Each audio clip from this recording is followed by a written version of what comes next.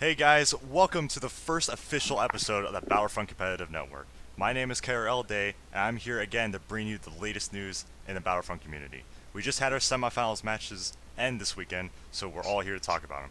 And today, I'm joined by a few guests with me. Why don't you guys introduce yourselves? Yo, what's up, guys? Galaxy here.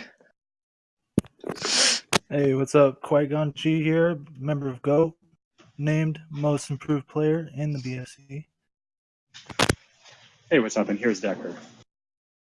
Yep. So, last time in the pilot episode, I had Galaxy along with me, but now we have two new guests who are both players in the game themselves and have played this tourney as well. So, they are here to give us even more knowledge about how it is inside the game. So, like I said, our main topics today are going to be the semifinal matches that just ended a couple days ago, both of them being 322 versus RAS and TG versus GOAT. So, guys, let's go ahead and jump right into the first match that happened, and that is the 322 versus RAS matches. Our match. So, what do you guys have to say about how the teams performed and how the matches played out? Well, I thought the matches were, both of them in general, were both one-sided. I was really hoping for some upsets. I had a lot of faith in the underdog teams, but they weren't able to pull it out, sadly. Well, when it came to 322 and RAS, it kind of came down to exactly how I thought it would. I thought RAS would be able to the cargo match, which they did take it to a second sudden death, but 322 was able to take him out, and sad to say, swooped him real quick. Yep, and there's not really much I can add there. I mean, it went pretty much as expected, and the cargo match was a fun one to watch. Right. So for the 3-2 lineup, that match, I believe Deathless was in there, and they had Casual Cassidy and Beerus. So it's pretty much the normal people that we always see. They don't really have that many backups that they like to play. What do you guys think of the players' performances of 3-2? Honestly, 322 came out with what I expected. I said in the pilot episode, if they can find that solid fourth, they can really compete for this title. And they found that with Stone. Stone, Deathless, Cassidy, Beerus, I think is one of the best lineups this game has seen. And as long as they use that lineup, I can see them doing very well in the finals. Yeah, I agree with Galaxy. Stone and Deathless, they definitely have a chance coming into the finals. I seen them perform. I thought they would, winning most of their gunfights and have strategy enough to win against the team in cargo that specializes in it. Able to come. Yeah, Decker, you got anything to say about any of the players of 3-2? Well, I think what Qui-Gon may have been trying to say, because he seemed to be really breaking up badly to me. I don't know if that was true for you guys. Was that 322 is a generally all-around good team that even can face against a team that specializes in cargo and give them a run for their money. Right. So 3-2 did do a full sweep, I believe, if I'm not mistaken, 3-0 against RAS. So, it was a really tough loss for him, but it's just going to be more learning experiences for IS as they go into the next tournaments and into Battlefront 2. So if they stick together, we'll see what happens. Maybe they can even get farther than they did this time and hopefully get into finals. Now we're going to go on to our next match that happened, the other semifinals match, which was between TG and GOAT. If you guys don't know, well, Qui-Gon already said he is a part of GOAT, so he'll be giving his opinion on it. But first, let's hear from Galaxy what he has to say. This game kind of surprised me. Even surprised me more than I thought the RAS match was going to go. But GOAT, honestly, and no disrespect, they look terrible. And I'll tell you why. They do not have a consistent lineup yet. Once GOAT can find that consistent lineup, which I believe should consist of LTO and Good Food no matter what, I think once they find that, they can compete, but bringing in players for one map, trying to switch up the roster, trying to change something is only going to make it worse. Having players play together better, longer, that's going to bring the experience together with playing each other, and that's going to be able to take out these top teams like Touch Gaming. Right. And Yeah, I agree. Yeah, it was a surprise to everybody because three of our starters were unable to make the match, and we were playing with only one starter and the rest of basically our bench. And Good Poo, Hexoma, Killing Spree, all were not there. And so we weren't able to put up the fight that everybody thought we could, as they saw us play against aggressive campers. Um, everybody was expecting us to put up at least a really good fight, and not having our starters, we weren't able to do that, unfortunately. And yeah, we don't have any experience. A lot of the kids are really young on that team, and they got really playing against them. They weren't in their right mind. I've said it a lot that this game's very psychological. If you're not confident to win, you're not going to. And our team just wasn't confident because we didn't have our starters, and we weren't able to do something. Right. And before we get to Decker and his opinions of the match, it really like when you get switching players between maps, even the top teams have done it. 322 has done it. R has done it. APOC, TG now has done it. It's just if someone's not feeling the game, they'll take them out and then put in someone else who Yeah. they know can fill that spot. So it's not something uncommon, but you are right, Galaxy, that if they can find a good lineup, it would be better for the team because then those 4 players or 4 or 5, however many, can like play with each other consistently and know how each other play. So Yeah, and another thing to point out with our team being young, a lot of them are in school. So during the week, when some of us are on to scrim, they're never on. And there was maybe one point in this whole time that the team's been together where we've been able to have an in-house scrim with our whole team and have our whole team on. And rarely, basically only for the matches were we able to get the team on for together to play together. And so we have 2 guys that are from Europe, so they're in completely different time zones, 9 hours ahead. In a struggle, there's a lot of talent on that team. It can be really good, and like Galaxy said, they need the cohesion by playing that just wasn't there. right. So before we get into the teams themselves, Decker, you have anything to say about how the match went? Well, I mean, yeah, I guess it kind of went the way everybody expected it to. TG showed up in a big way, and well, unfortunately, as we've been commenting just now, Goat is a younger, less experienced team, and that showed. Right. So we went pretty in depth on Goat. So let's talk about TG now. And we can also reference their newest member, who would be Albert Blah, who was previously a part of 322, the last tourney, and then even before that, he was an Xbox player. So Albert being added to the team was just more slaying power, as people would probably agree with me on that, to TG themselves. So do you guys have anything to say about how TG was during that match? Any mistakes or improvements that you can see in their team? Well, something I want to point out, and only OG players will remember this. The similar situation we're having now is back in, Drop Zone 2. I can compare Albert Blah to Zykod so well. He's on a top tier team. Although Zykod didn't win a BFC tournament, he did win the Render tournament with APOC when he was with them.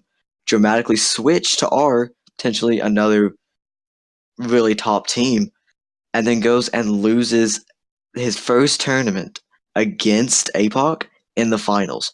This is set up so perfectly to have the same situation. I would love to see it, to see history repeat itself, but to get off that matter, TG obviously looking like one of the better teams, if not the best team in this tournament. We've known them as Slayers. Albert Blah just brings more of that to TG, and that's a little scary to think about it, but they're not invincible. You just have to put out their weaknesses, hit them hard on objective play, 2v1 their members, and they will crumble.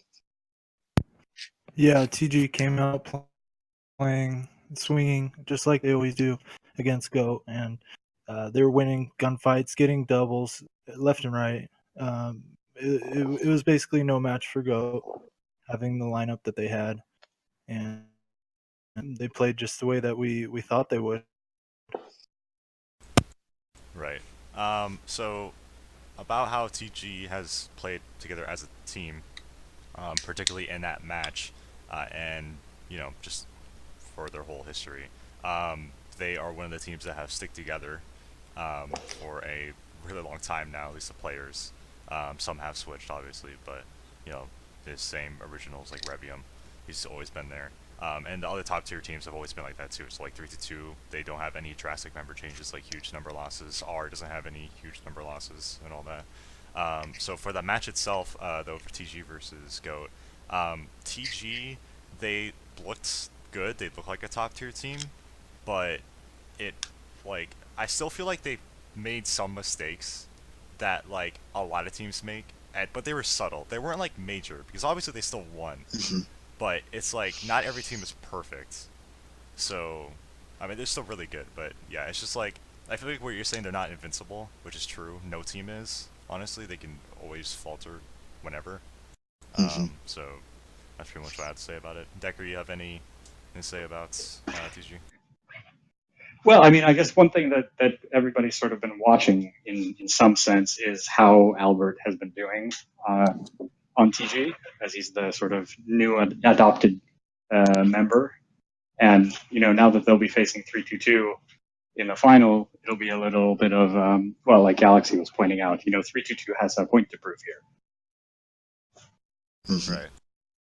So, yeah, I think just with Albert being on that team, it's just more exciting power, like we already said. So it's just they're just getting, they just keep getting top tier players on their team, and it's you have to be good to be on a team like that anyway. So that's all it is. And you still have players like before we get into I'm sorry, real quick. Just though, I want to point out Alpha Fnatic. He played that match with 2 broken fingers. I'm not saying feel bad because you lost to him.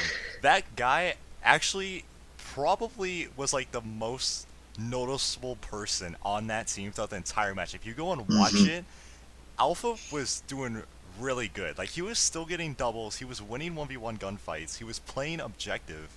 He was honestly the one that stood out in that match for me. Like when I watched it. So I have to give so much what I was credit to gonna that man.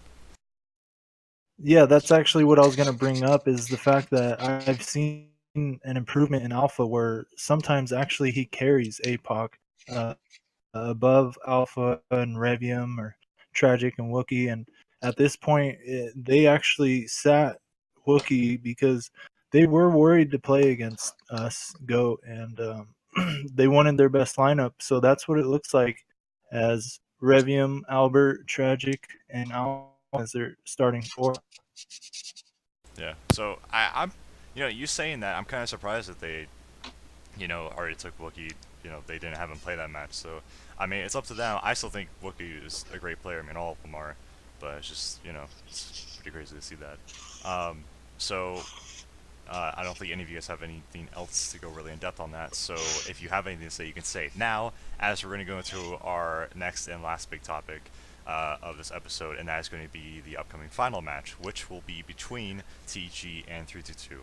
So this will be the first finals for a multi-mode tournament. This is the first time we've ever had a multi-mode tournament. So each team has to bring in their experience and skill from the game modes Drop Zone, Cargo, and Droid Run all into one to be able to win. Each team, 322 and TG, have their strong suits in different game modes, and it's really just going to depend on which team come out on top on each map and each game mode. So, obviously, do you have any predictions on how this match is going to go and how the team should be watching out for each other? Well, first off, I'm going to start out with Touch Gaming. Obviously, they're coming in strong. They're coming off, well, both teams are coming off sweeps and semifinals, so they're feeling good about themselves. Now, APOC has always felt good in finals. They're not worried. I mean, obviously, they've got a little nerves, going up against the big team, but this is going to be their true test. If APOC can beat 322 here, they will be named the best team to ever play this game. Undoubtedly. We can't say anything against that. Now, 322, like Decker said, they have a point to prove. They just lost potentially their best player, Albert Blah, really good player in DZ4. So if they can prove that point, I think 3-2-2 will come out with a win. I'm going 3-2 for 3-2-2. No pun intended. That's actually pretty close to what I had. We looked at the maps that they were playing. Having played against them on all these maps, I Can we kind of actually went run by, through those real quick? Yeah, so on Drop Zone, if it's going to be Swamp Crash Site, next Cargo Imperial Station, Droid Run Defense Sector, Drop Zone, and then on Imperial Hangar. And the number one seed, so they start out with the faction pick, and I see faction not playing host not playing a huge part in this, except for maybe with Imperial Hangar. But because the hosts, all players are from the United States, and a lot of them are from the West Coast, so I don't see hosts playing too much of a problem for both teams. Maybe Tragic being from Canada, he may lag, but I don't see lag playing a huge part in the game. For Swamp Crash Site, I chose 3-2-2 to win that map, although they do not have faction pick. Swamp, it's not a huge deal on having faction. Cargo Imperial Station, I feel like TG is going to take that map. I feel like TG's just on both Imperial Station and Imperial Hangar. They know those maps really well. Played really well on those maps, so I've chosen them for both those maps actually. And Droid Run, I see 3-2-2 playing, winning that. We've seen APOC and Scrims. It's been their weakness in this tournament. Playing them in scrims, that's basically the only time. And as Go, we didn't lose ads in Drop Zone, whereas 3-2-2 is really good at all modes, and Droid Run being one of them. Drop Zone on Rebel Depot, I chose TG, and I just feel like even though 3-2-2 does have the fact, it's going to come down to luck, and I don't know. I feel like Albert gets lucky against me a lot, so I chose TG, and of course on Imperial TG, so TG winning 3-2. At first going down 2-1, and then finally coming back to win it 3.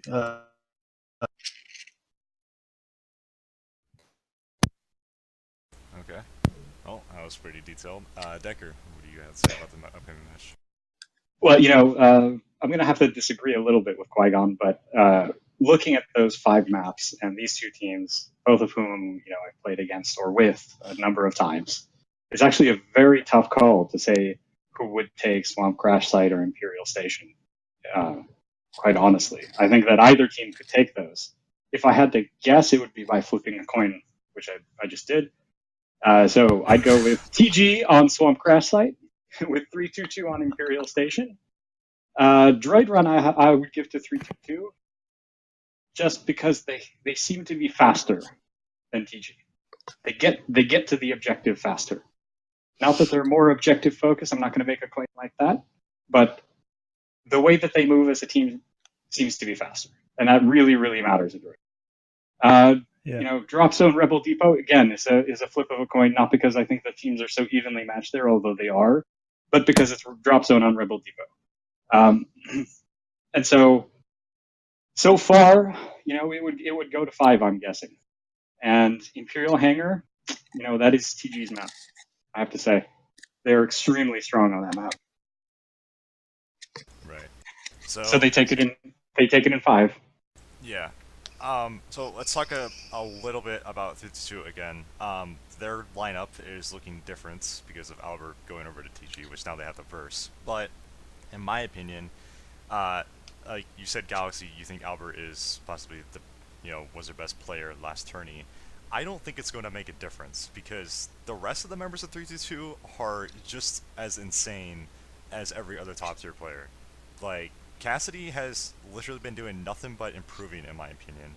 Deathless has been doing really good this tourney. Like, I've actually been seeing clips of him, and he's like, he's proven himself to be on that team pretty much, ever since he was on it. And then Stone he's playing just as good, I think, as he did last tourney, which, I mean, could kind of be not a compliment because they lost the finals against 52, but I mean, now he's on that team, and it's just, Stone's playing just as good as he's always been. Basically, what I'm getting at is that every player on 32 has not gotten drastically bad to where they're like in a bad position to win. I think even though they don't have Albert Blah anymore, the rest of the members can just like they can just take the part that he had and just completely fill it up again. Like, they didn't lose something completely. They didn't completely lose anything from him leaving. So there's that. Yeah, do you guys have anything else to say about 32 or TG themselves? Yeah, Actually, go ahead, I'm Qui-Gon. sorry. Go ahead. Well, I'll just say a quick thing that I actually your point makes a lot of sense to me, and I think if 322 is going to win, then they have to win as a team. Yep. Right. Qui-Gon, what were you gonna say? If it was anything.